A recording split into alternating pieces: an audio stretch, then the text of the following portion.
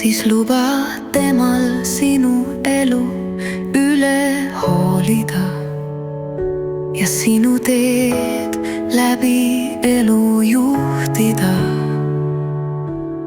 Siis sinuga parim võibki juhtuda. Võid lahti lasta, kui istud isa süles, siis ei lähe sa enam suunas vales. Arm üle sinu ja tänu üle kõige, nii ongi su tee ilus ja õige.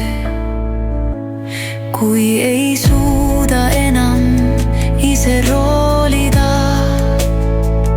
siis luba temal sinu elu üle hoolida.